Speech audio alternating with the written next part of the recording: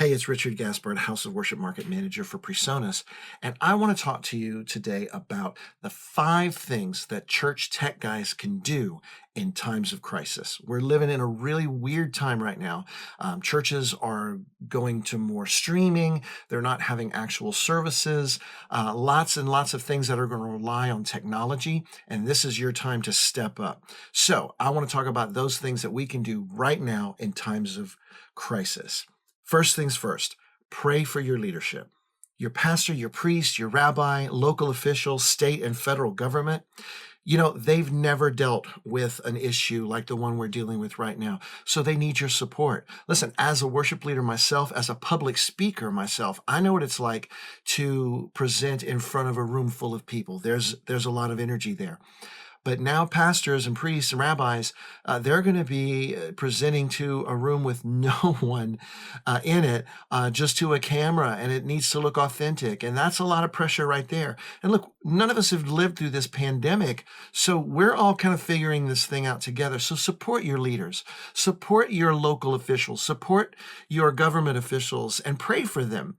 And just let them know that you're behind them in the decisions that they make. Pray for guidance, pray for God's leadership and everything that they do.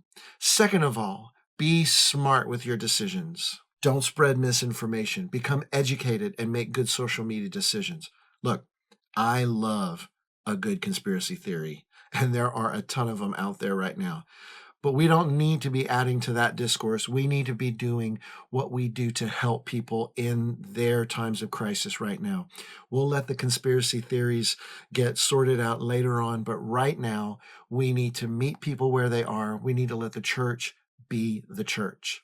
Number 3, use this time to learn about streaming. There are tons of resources online. Learn about broadcast audio as well. Now, I realize the vast majority of people I'm talking to are live sound engineers. Live sound and broadcast audio are 2 completely different entities. In live sound, you're adding to what is live acoustically and creating a mix that way. Broadcast audio, you are mixing in a vacuum. And that's different from studio recording in that in studio recording, pretty much always things are recorded in isolation. But in broadcast, they're happening all together on the stage, and you've got to make sense of that. So really, really take this time to learn the fine art of broadcast audio. There's no such thing as dynamics in broadcast audio. So when the pastor or priest starts to get soft, you've got to be able to pick it up. You need to make your mixes a brick as much as possible. And so really begin to hone that craft and learn how to do that. The next thing you should do is consider hiring a local professional sound engineer. They're probably suffering in the current gig economy, and they probably have the extra gear you need to accomplish your goals.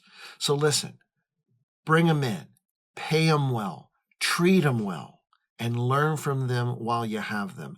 I don't know a better way to be the church to people in need than by bringing people in who need an income, giving them that source of income, and then being a light to them while they're there.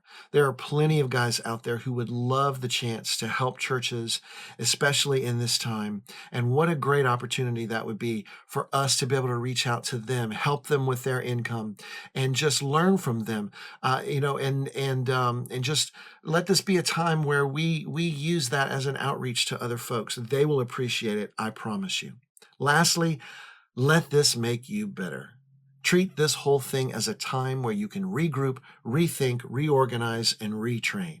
Determine that you're going to come out on the other side better, more streamlined, more focused, and just operating at a higher level than you're doing now.